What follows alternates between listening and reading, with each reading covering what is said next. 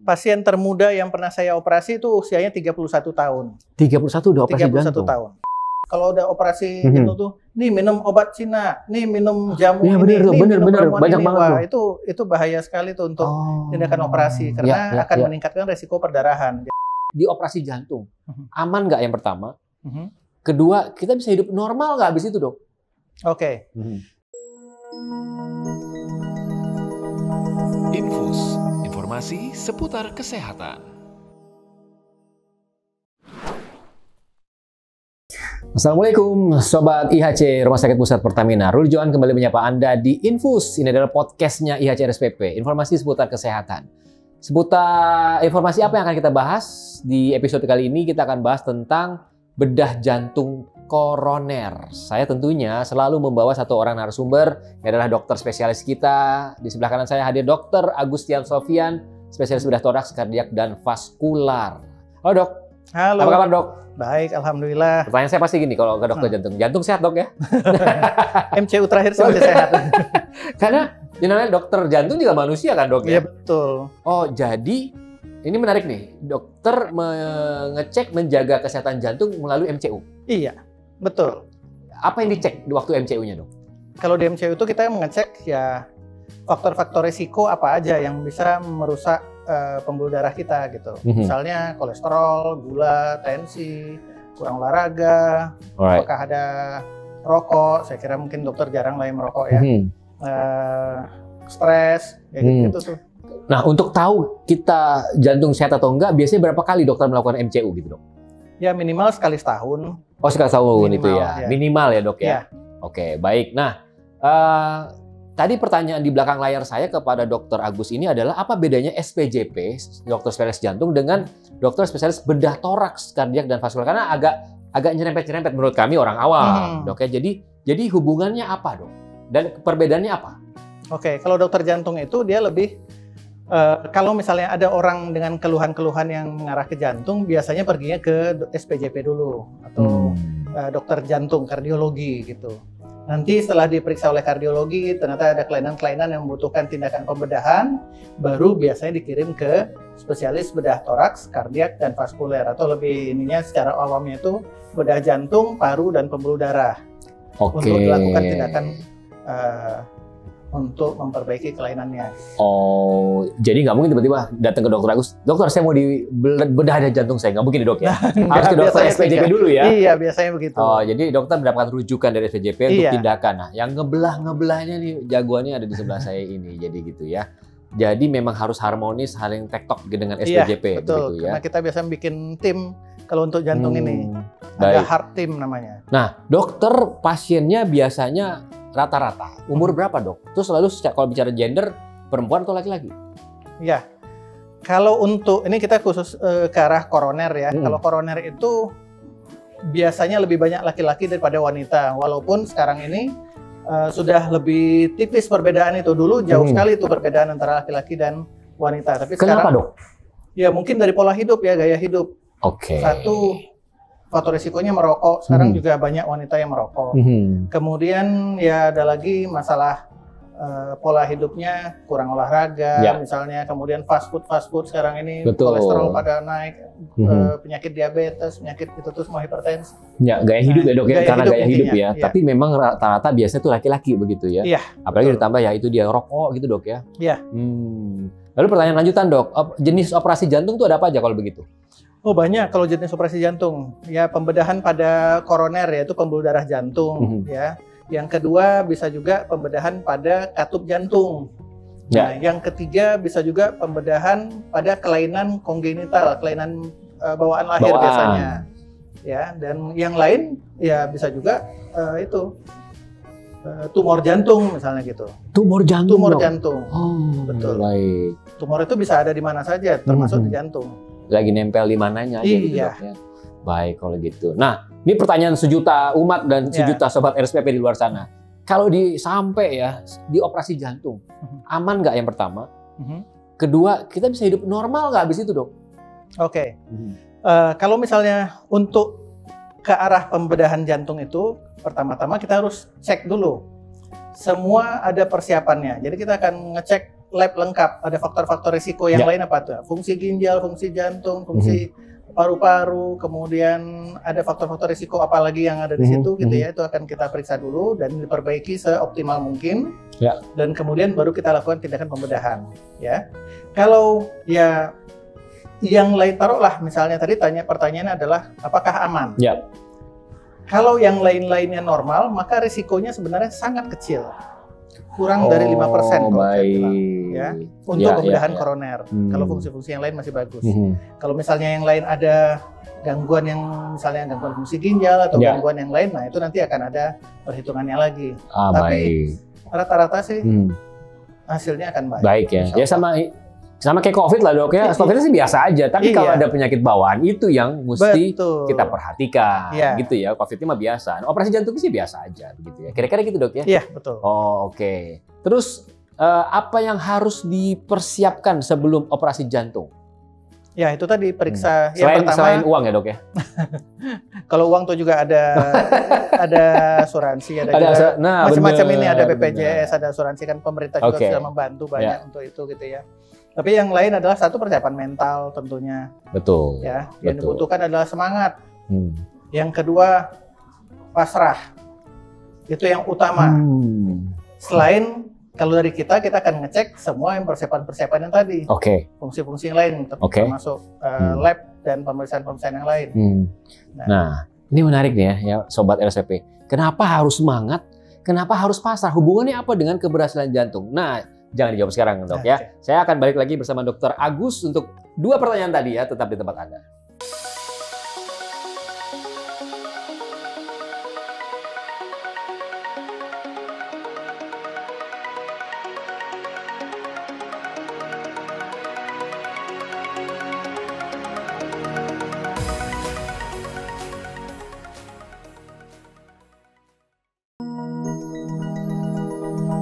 Infus, informasi seputar kesehatan.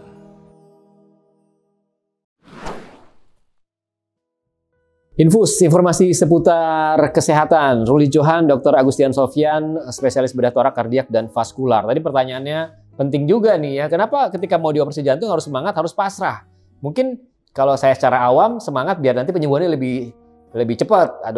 Terus kalau pasrah ya biar nggak terlalu jantung terlalu berdebar, malah mau disembuhin malah jadi berdebar. Kita nggak tahu menurut Dokter Agus kenapa dok? Iya maksudnya gini, kalau kita semangat itu organ-organ badan kita itu, sistem badan itu akan bekerja dengan baik. Dan itu benar-benar terjadi dok. Itu benar terjadi. Jadi misalnya gini, pasca operasi jantung itu kita perawatannya nggak lama-lama. Kita maunya hari ini operasi, besoknya tuh nanti malamnya pun udah duduk minum semua gitu ya. Besoknya udah mulai fisioterapi. Secepat itu dok? Iya, dia sudah mulai fisioterapi. Baik. Dan kesemuanya bagus, akan pindah ke ruang rawat biasa. Dan itu nanti setelah di ruang rawat biasa, si pasien akan langsung kita suruh untuk meningkatkan kegiatan jalan dan semua itu ya. Nah masalahnya kalau pasien nggak semangat, satu disuruh makan dia nggak mau makan. Disuruh bangun berjalan latihan dia nggak mau, males. Nah itu tuh akan memperlama masa rawat tentunya. Oh itulah salah satu kenapa ya sebelum dan sesudah itu harus semangat gitu ya untuk kesembuhan. Pertanyaan lanjutannya dok, kapan nih saya ini harus operasi jantung dok? Apakah penyakitnya deg-degannya terlalu keras itu operasi ujung-ujungnya? Atau naik tangga ngos-ngosan tuh, wah itu bisa operasi tuh atau gimana dok? Ya yang pertama kalau ada keluhan misalnya tadinya kita naik tangga 1 lantai aman, nggak ada keluhan apa-apa. Ini sekarang saya udah mulai capek ya, ada agak ngos-ngosan. Atau tadinya olahraga misalnya main tenis atau main bola bisa 1 set full gitu. Tapi sekarang baru beberapa menit kok udah ngos-ngosan. Apalagi itu gejalanya dok itu gejala. Dan apalagi kalau misalnya ada rasa berat atau nyeri di dada sebelah kiri, kemudian menjalar ke lengan kiri, punggung sampai ke rahang. Nah itu adalah tanda-tanda orang dengan gejala dari penyakit jantung koroner gitu ya. Nah, kalau itu datanglah ke dokter jantung SPJP dulu untuk diperiksa apakah betul memang ada gangguan. Dan nanti akan dilakukan serangkaian pemeriksaan yang kalau nanti pada kesimpulannya ini ternyata penyempitannya memang sudah signifikan dan perlu dilakukan tindakan, biasanya kita akan diskusi untuk operasi tersebut. Dilakukan tindakan tersebut. Dibuka lah istilahnya gitu dok ya.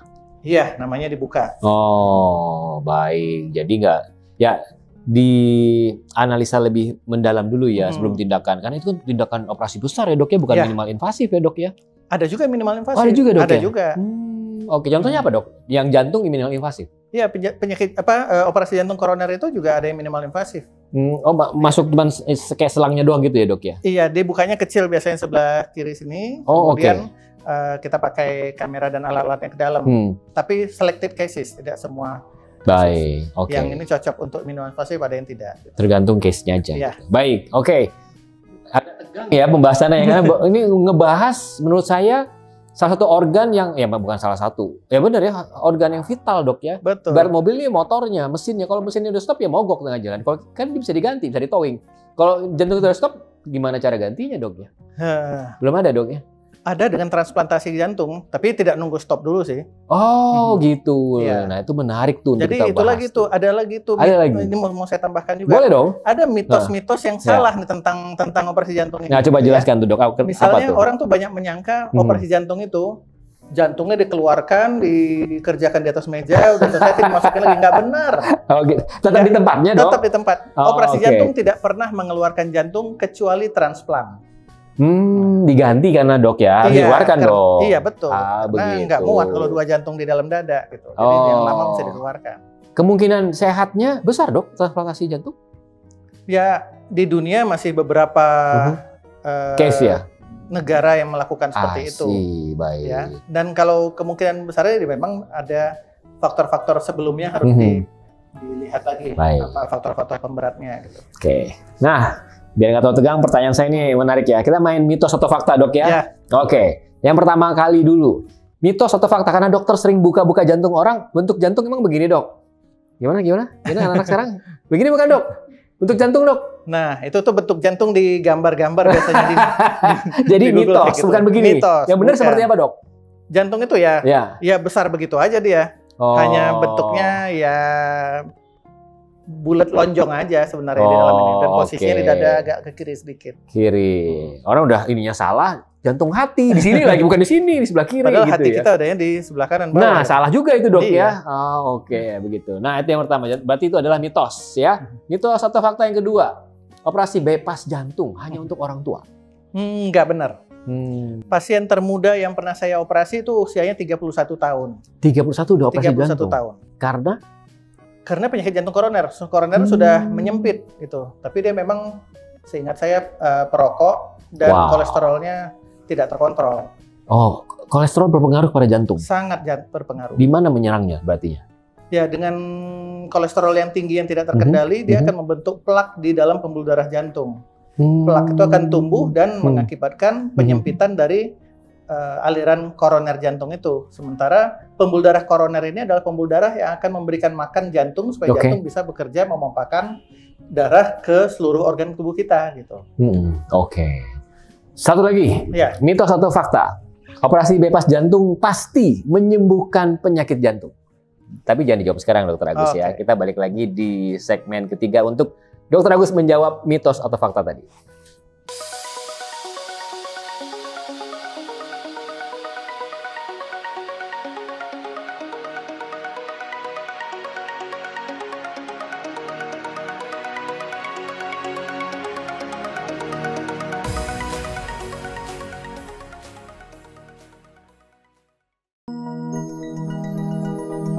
Infus, informasi seputar kesehatan.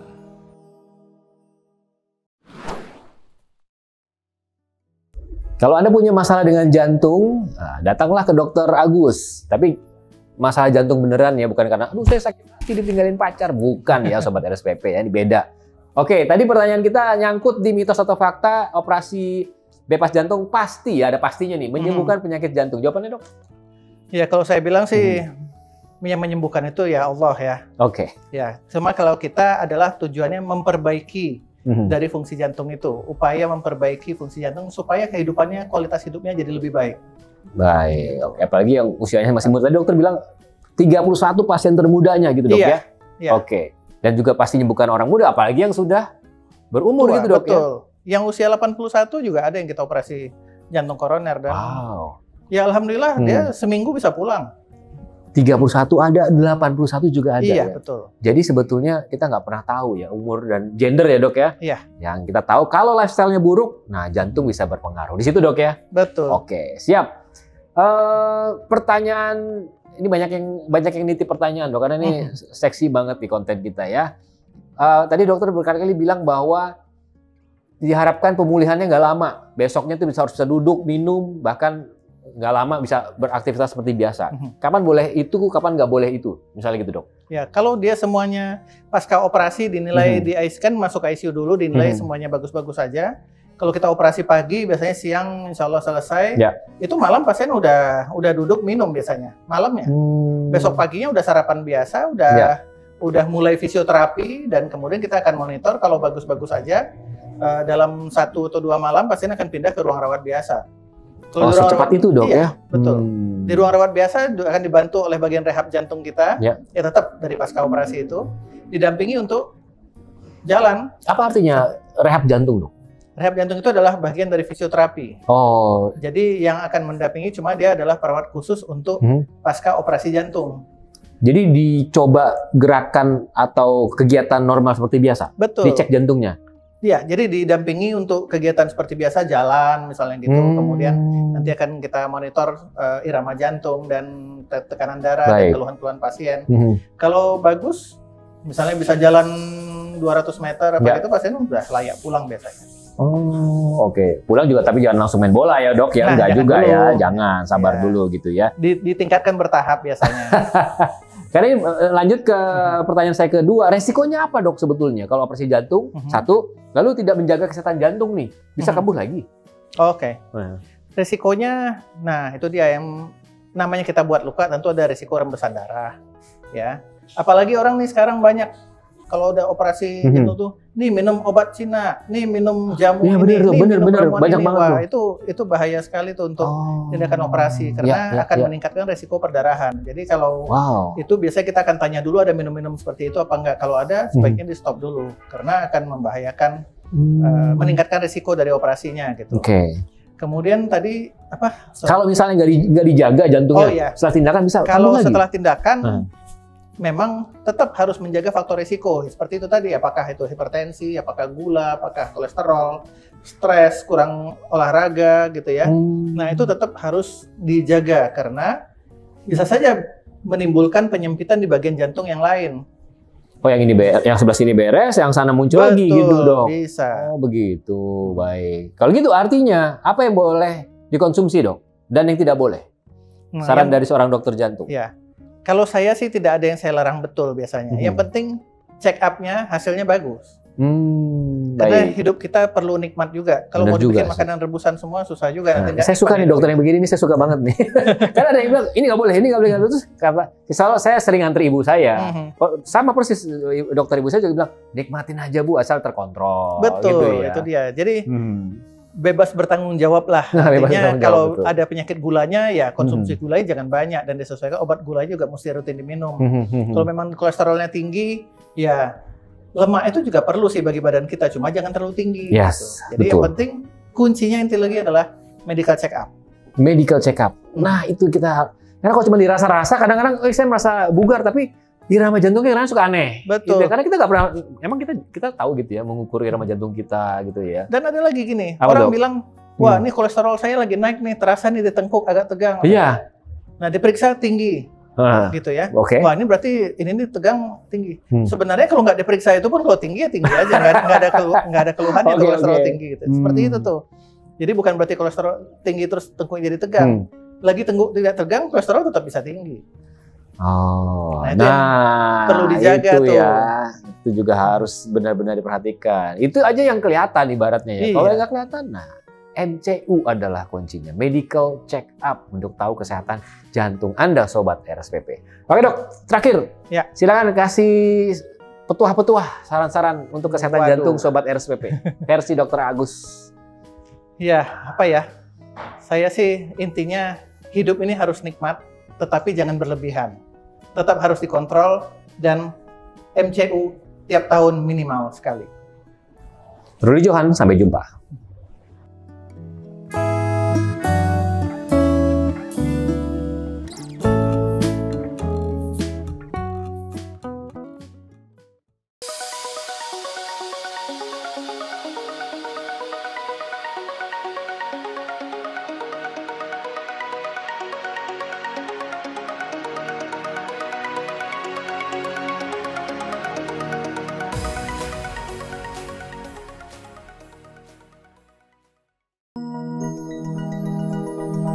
Infus, informasi seputar kesehatan.